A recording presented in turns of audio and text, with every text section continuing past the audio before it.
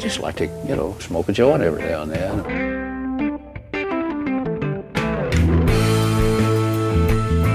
Good people don't smoke marijuana.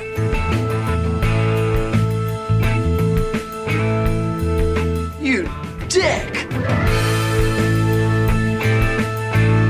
Welcome to VoteProPot-Cast, brought to you by VoteProPot.com.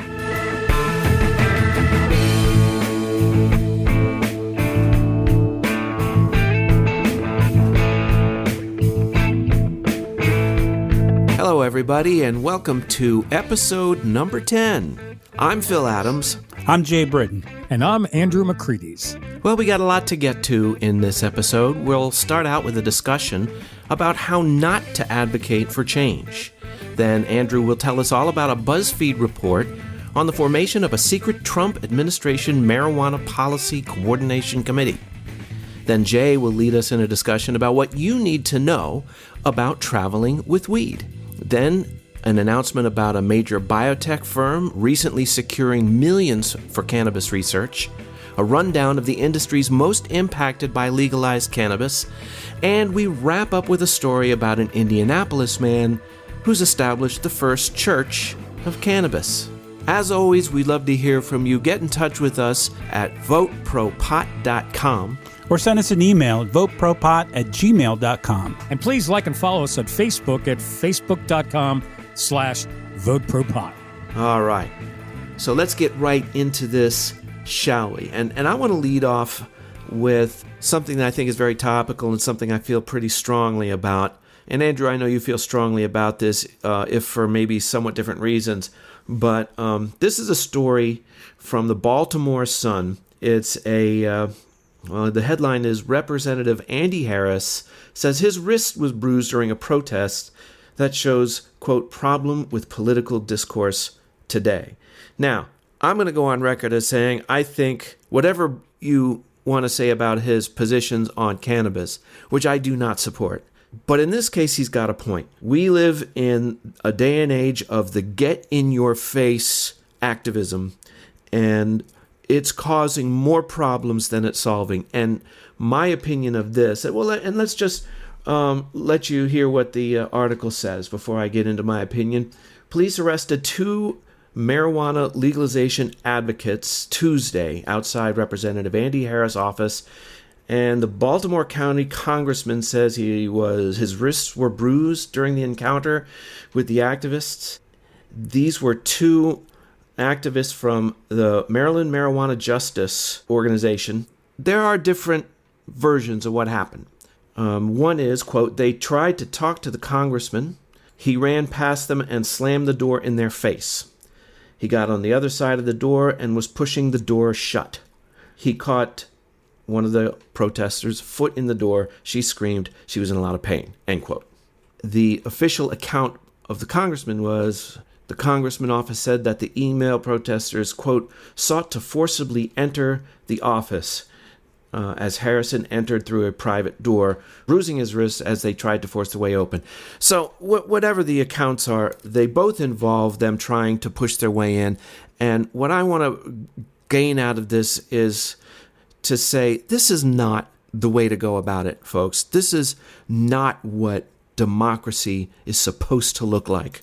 This day and age of get-in-your-face activism is causing more problems and is more counterproductive than anyone knows. And now my opinion is that whatever Representative Harris views on cannabis, all they've managed to do is harden his position.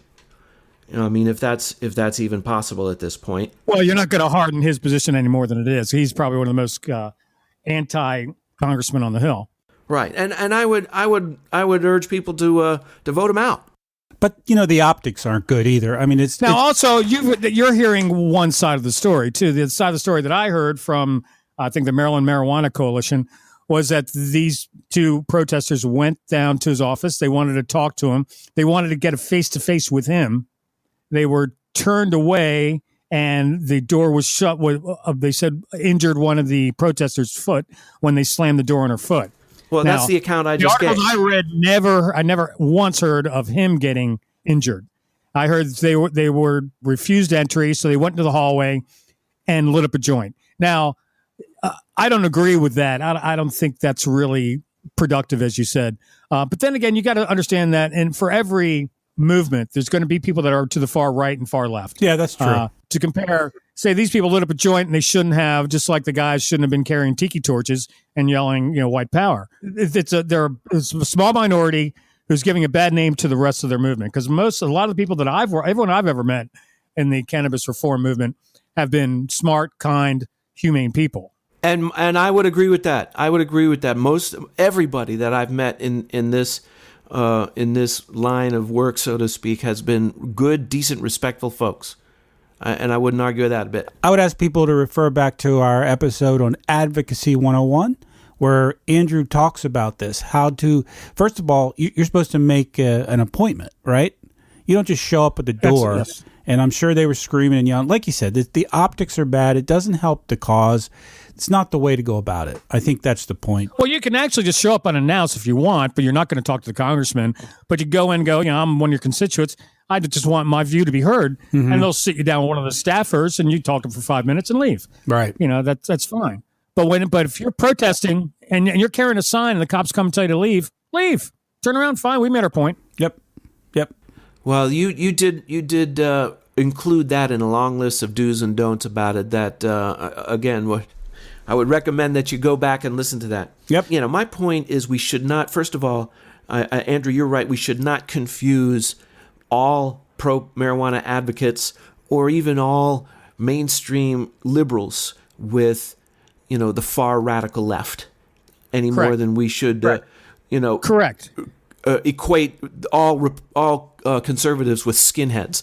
It's not fair. Yep. My point in bringing this up is to and people who are starting to refer to liberals and conservatives as comparing them with their extremist partners. Not all liberals are crazy, and liberal is not a bad word, and conservative is not a bad word. It shouldn't be. These extremists that are trying to hijack the agenda. Exactly. My only message is don't feel that this is the way to go about things. Don't mimic this behavior. Do the right thing and do it the right way. Okay, the Trump administration has compiled a secret group of federal officials tasked with presenting cannabis as a threat to the American health and security. This was first uncovered by BuzzFeed News. Apparently, the Marijuana Policy Coordination Committee consists of 14 different federal agencies, including the Department of Justice, the DEA, Homeland Security, Health and Human Services, and the State Department, et cetera. Now, what they were tasked to do is to go out and get information that paints cannabis in a negative light. So we want to find whatever the negative results have been from reform and legalization. We want to find that out, and we want to amplify that. Their goal is to stop the progression of cannabis reform and turn it around. The Attorney General, Jeff Sessions, says that anyone, even though they are licensed by the state, they're still breaking federal law and therefore can be arrested. Well, that's correct. It's not right, but it's correct. It's correct. But the Obama administration said, listen, we're I think they actually stopped funding any DA activities to invade or raid state licensed cannabis businesses. Right. And administrations will choose to enforce or not to enforce various things. But the problem is now is that there's thousands of state licensed cannabis businesses, and to go raid them all, they don't have the manpower. I mean, there's more cannabis businesses than there are DEA agents. And then even if they did, then they would have to go to court and everything that goes along with that. They have to write up all the briefs and get all the paperwork, and that would clog up our judicial system to an extreme. In all the states where cannabis has been legalized for adult use, the state attorney generals are ready for this. They are not going to be caught flat-footed. They are ready, and they said if the federal government tries to stop our legal industry, we will go to court. And also, we're talking about over 100,000 jobs. We're talking about a multi-billion-dollar industry they want to shut down. How's that good for some states' economies? Yeah, this is the kind of thing that could prove a net positive in terms of backlash. against it. Here's a question. You mentioned that it's a secret Well, organization or plan. I mean, what's secret about it? Has it not been announced? It wasn't announced, and they did this behind closed doors. Word got out, and when any news organization asked the White House or any of these organizations for comment, they all refused to comment. Well, the only place I saw it was on BuzzFeed. Has anybody else reported this besides BuzzFeed? Yeah, others have reported it. Okay. But are they just parroting a BuzzFeed's article, or have they done any independent investigation or reporting on it? So far, everyone's hitting a brick wall. The government will not comment on it. Now, it seems to me this secret campaign against cannabis started by the White House is, as Jay says, it's counterproductive. I sort of view this as a minority's last, because it's a minority of people that are against cannabis. It's their last hurrah. It's their battle of the bulge. This is their last push with what energy they got. Everything comes back to the subject of federal versus state. And in that light, here's an article called Read Before Boarding. LAX updates its weed policy. This is from marijuana.com, and it's Nicholas Juarez, and this was dated September 27th. Then this is a question I get a lot. People ask me, well, I'm going to Denver and I'm doing some business there.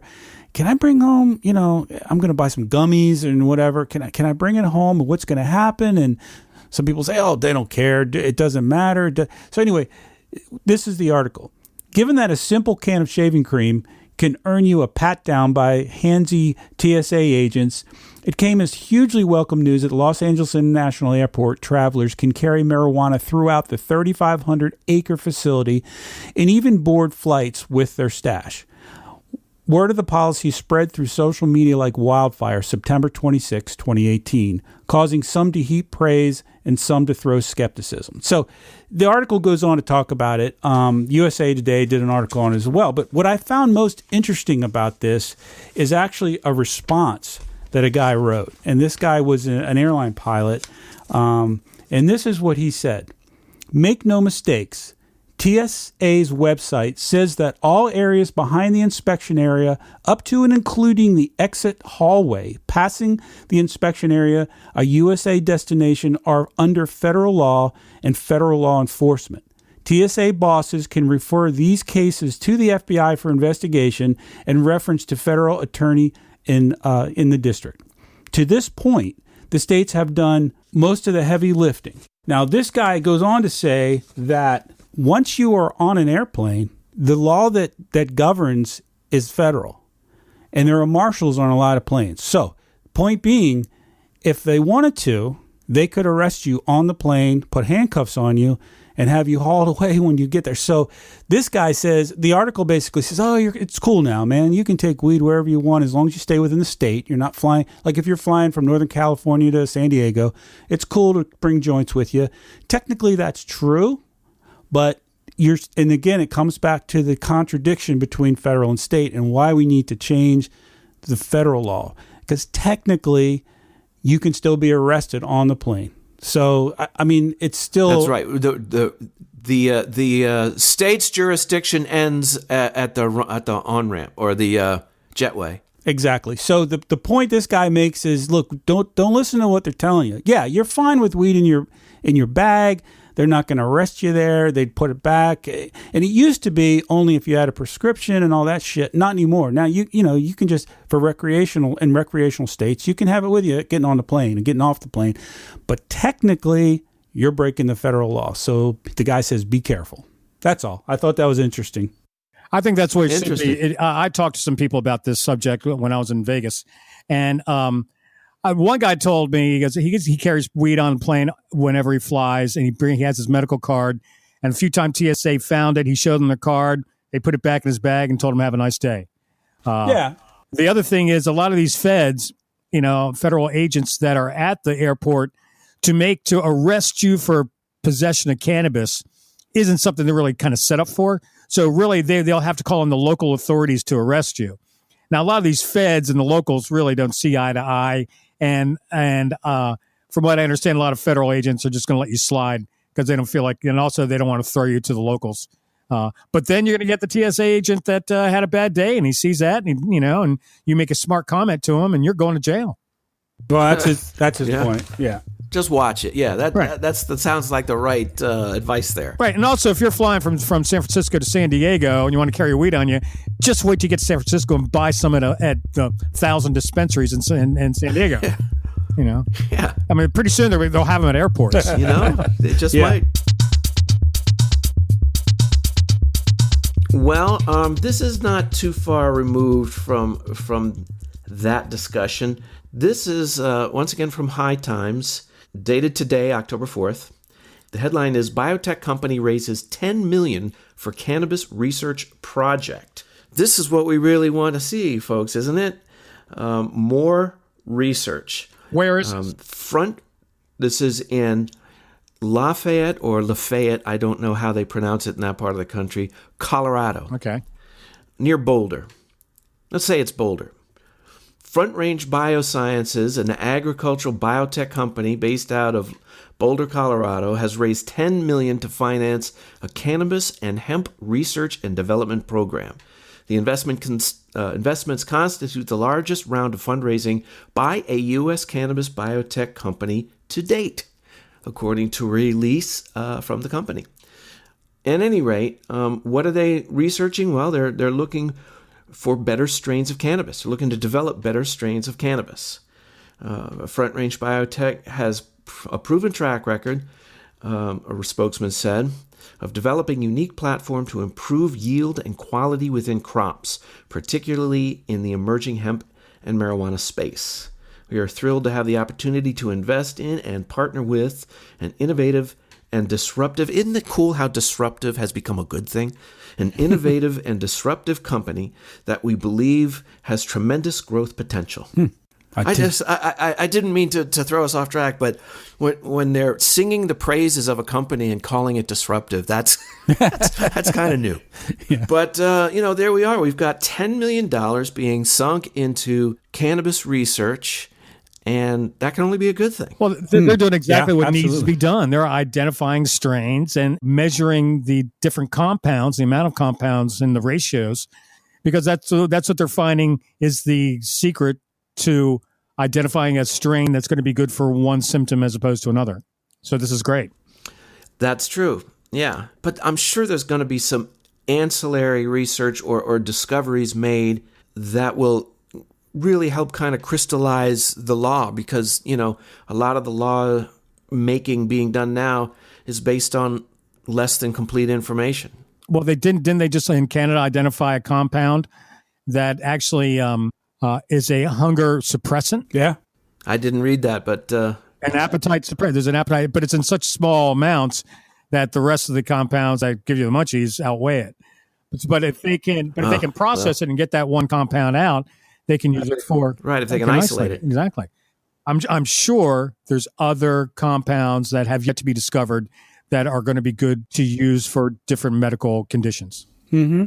Principals in this round of financing include companies Phyto Partners, Wellcan Capital, Salvio Capital, Cornerstone Opportunity Partners, Sandhill Angels, Harvard Business School Alumni Angels of New York, and Altitude Investment Management. So lots of different sources for funding and a lot of dough. I was at a cannabis expo. I was talking to a gentleman, and he's told me that he was a former lobbyist, and we were talking about how the pharmaceutical companies are fighting it. And he was saying, the pharmaceutical companies really aren't fighting cannabis. What they're doing is they're just waiting on the sidelines for it to be taken off Schedule 1, and the right opportunity is going to happen. Then they're going to swoop in with billions of dollars and buy everybody out. So there's going to be some guy with a company, Yeah, that's like possibly. this company who's identifying strains. They're going to come in and offer them $100 million for their company. And boom, they're going to be 5 years. They're going to save 5 years of building a company up from scratch. And I'm sure the same with tobacco companies and the alcohol companies. They're just waiting for them because it's not right yet. Because while it's still it's still Schedule 1, it's not a good investment. Well, it leads me to a brief little story here that was in the Marijuana News Network last week. But what it is the industries most impacted by the legalization of cannabis. And you just hit two of them right on the head, because they list like 5 industries, and one of them is Big Pharma.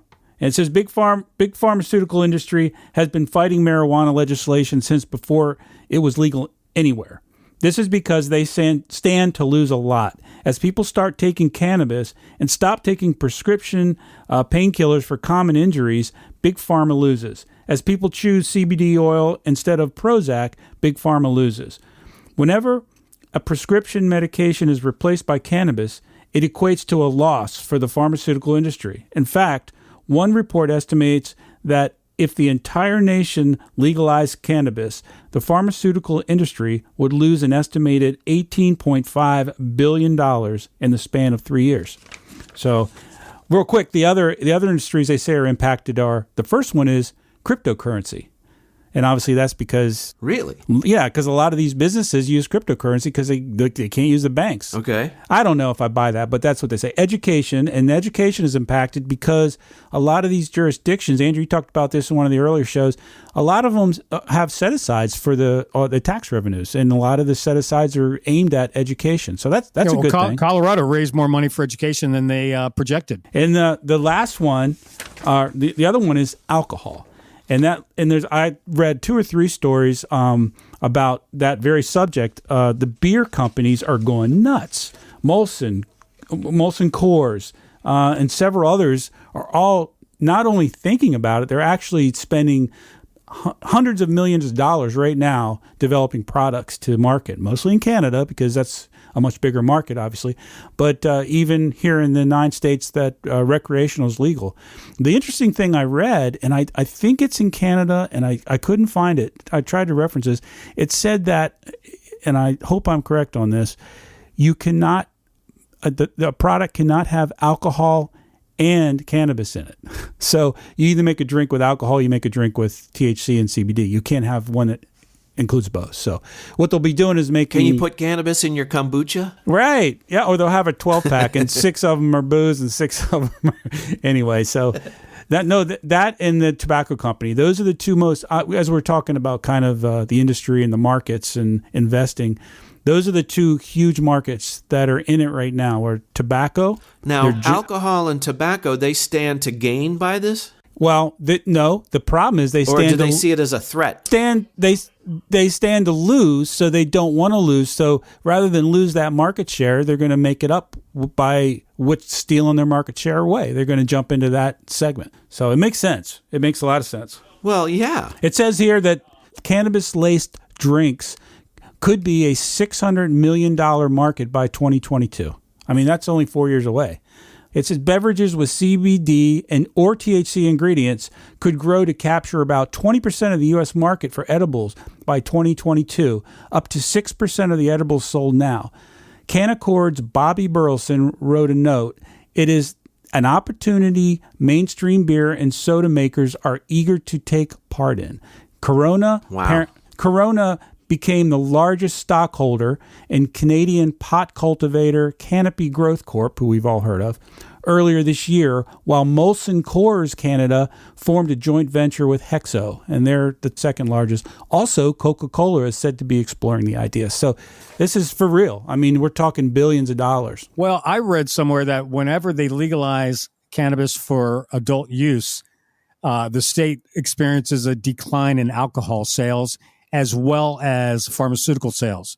So if they want to make that money back, they're gonna have to profit off cannabis. Well, that's right. I mean, you look at the Netflix model. They were renting CDs, Good point. DVDs, and they were getting hammered because of video streaming. So what they do? They got into video streaming. Now they own video streaming. Exactly. Yeah, that's so if you can't beat them, join them. Yeah. And having the foresight to see where your industry is going, those are the ones that stay successful over the long haul. The ones who figure it out, who see where to move. I mean, look at Blockbuster. They waited way too long speaking of that analogy, they waited way too long to get into streaming, and they just couldn't catch up, and they went under. They were too far behind. They were too far behind by the time they decided to make the move. They were in the perfect position. They could have been Netflix. Right. And I also think of the saying that there's nothing more powerful than an idea whose time has come. And Exactly. if I read things correctly, we're in a time when people are waking up to the truth about cannabis and cannabis products that has been suppressed for a long time. And whatever anybody is banding together to try to do or prevent, the time has come. Yep. You can only stop it for so long. A good idea is a good idea. And, if pharmaceutical companies, if their products were as efficacious as they say they are, perhaps they wouldn't have to feel threatened by a plant. Canada has made cannabis legal nationally. So Canada is a place where a cannabis company can set roots down and thrive. Yeah, that's and true. Canada is going to lead the world in the cannabis industry. Now, America has dropped the ball. America was primed. They're set up perfectly to take over, to be the world's leader in the cannabis industry. And we're just sitting here shooting ourselves in the foot and just giving it to Canada. Well, I think one of the things that is moving the Republicans in that direction is the fact that Republicans in business are tied together. Let's face it, they always have been. And a lot of these businesses are, if not in the open, at least behind closed doors, approaching their representatives and saying, come on, guys. Come on, man. You know what? We're taking all this to Canada. I mean, Coca-Cola, Coors. These companies are huge. The tobacco companies, Philip Morris, they are taking their business to Canada. And it's billions and billions of dollars. That's a lot of lost tax revenue. Well, it goes I'll take it another step of the conservative and business kind of alliance on here is that it's the conservatives who are the ones who want more hands-off approach to business. It's the conservatives who deregulate. It's the conservatives who, push for, more free enterprise. This federal criminalization just goes against all our instincts as conservatives. It's so counter to what we're about. But now the conservatives are doubling down with a secret anti-cannabis committee. Well, some are. Well, some are. I mean, I'm gonna reserve judgment on that. I'm always leery of anything that is called secret. Let's see what the actual actions are. Fair enough. But you're right. I mean, they don't. Cannabis legalization doesn't seem to have much of a friend in this administration.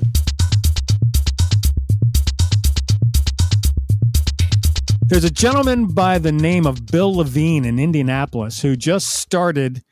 By the way, he's Jewish, and he just started the First Church of Cannabis. Now, it sounds like he refers to himself as the Grand Poobah of the First Church of Cannabis. Now, it sounds like a joke, but the federal government just gave them tax-exempt status. Yeah. So they are a legitimate religion. Now, he says that... Now, this is the same federal government that's got a secret Never mind. Yeah. Hey, probably different departments. The left hand and the right hand's doing. Well, I think the IRS is the people that give tax-exempt status. That's right. He said we're a non-denominational church. He goes, we have our services on Wednesday night because we don't want to take up your weekend. It's $50. They have 700 members. It's $50 a year. It's tax exempt. Instead of having a 10 commandments, they have the new DD dozen. Now, the first one is their first commandment is don't be an asshole. Treat everyone with love and as an equal. I can get behind that. Yeah, it's a good commandment. Thou shalt not beeth an asshole. Thou shalt. The second one is the day starts with a smile every morning. When you get up, wear it first. Yeah, that's cool. Get up and see that. All right. Okay. The third is help others when you can, not for money, but because it's needed, and that's right. I mean, you should help people who are in need. The fourth is 3 out of 3. Okay. The fourth is treat your body as a temple. Do not poison it with poor quality food and sodas or bad weed. Yeah. Yeah. Or paraquat-laced weed. Yeah. Or are there harmful ingestibles? Be healthy. And I think if you're going to have a life philosophy, eating and drinking healthy, it's a good thing. I saw a guy on TV, like on 60 Minutes or something. I think that was him, but he was actually pretty serious in that he was trying to promote, legalization and reform. But and what he did, and this was actually pretty smart. I don't know if it's the same guy, but he proclaimed that cannabis and smoking cannabis was part of their, sort of ritual ceremony as part of the church. And so as such, the government, and this was before legalization, so it might not be the same guy. The point being, you can't take this away from us. Like Native Americans said, that peyote was part of their religious ceremony, so it's totally legal on reservations. Same thing with the Rastafari. They ganja is a big part of their ritual. So I don't know if it's the same cat, but I saw this dude, and it's been a while. It's been a few years, so it might not be the same guy. But actually, he was pretty smart and pretty serious. So he filed a lawsuit when they came in and arrested him, and he said, "Listen, this is my religion. We're a registered religion or whatever you call it. It's part of our ceremony, and you can't take this away from me." I don't know whatever happened to that court case, but apparently this guy waited for it because in Indianapolis they passed the Freedom of Religion Act. I guess that's Mike Pence's state, and so after they did that, that's when they declared themselves a church, and cannabis is their sacrament. So to take cannabis away from them is denying them the freedom of religion. I bet you it's the same guy. People are very religious in the Midwest. There you go. I'm joining that church. People just tend to be more religious in the Midwest. Now, the next one is don't take advantage of people. Do not intentionally hurt anybody or anything. Like it? Okay, it's okay. Number 6, never start a fight, only finish them. Good. Yeah, I don't know about that one. Okay, number 7. Good one. I like this. Grow food, raise animals, get nature into your daily routine. That's a good thing. Well, here's number 8, and I don't know why this one isn't on one of the 10 commandments, and that is do not be a troll on the internet. Respect others without name calling and being vulgarly aggressive. All right. Vulgarly. That's a hard thing to say. Yeah, vulgarly. No, I like that one. That should be in every religion. Okay, now the next one is spend at least 10 minutes a day contemplating life in a quiet space. In other words, meditate. Yeah, okay. Meditate. Yep. Right. Okay, number 10, when you see a bully, stop them by any means possible. Protect those who cannot protect themselves. Like that? I like that. Okay, no, the Jedi Code. Okay.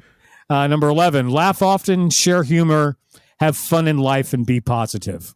Can't argue that either. Can't. Okay, now number 12, here's the big one. Cannabis is the healing plant, is our sacrament. It brings us closer to ourselves and others. It is our foundation of health, our love, curing us from illness and depression. We embrace it with our whole hearts and spirit, individually and as a group. Damn. I'm choking up, man. With liberty and doobies for all. But anyway, I don't know. This is more of a philosophy than a religion, but I like it. Well, if he can get away without paying taxes, I say more power to him.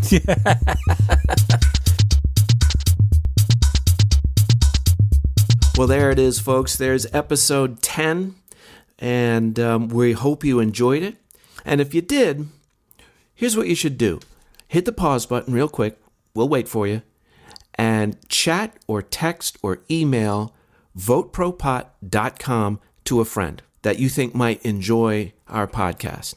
We would also love to hear from you. Check us out at VoteProPot.com. Or send us an email at votepropot@gmail.com. And please like and follow us on Facebook at facebook.com/VoteProPot.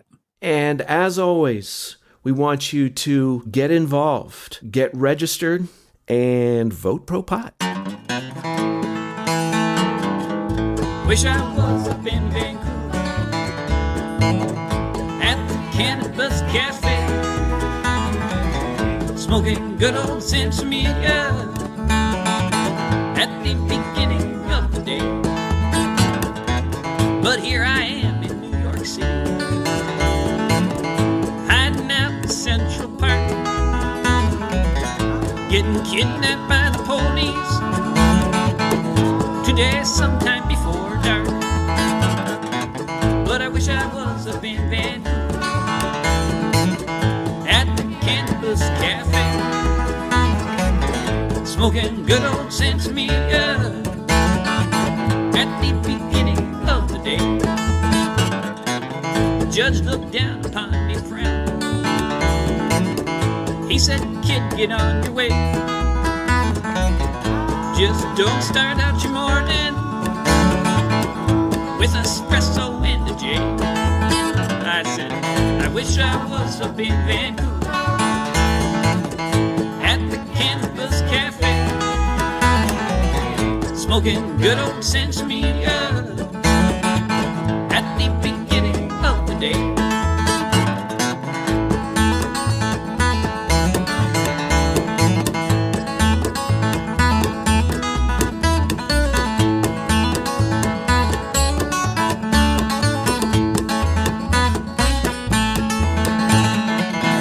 Hitched on out to Portland, caught a ride up to BC, took the bus over to the neighborhood to have a bowl with my coffee. Now I'm up in Vancouver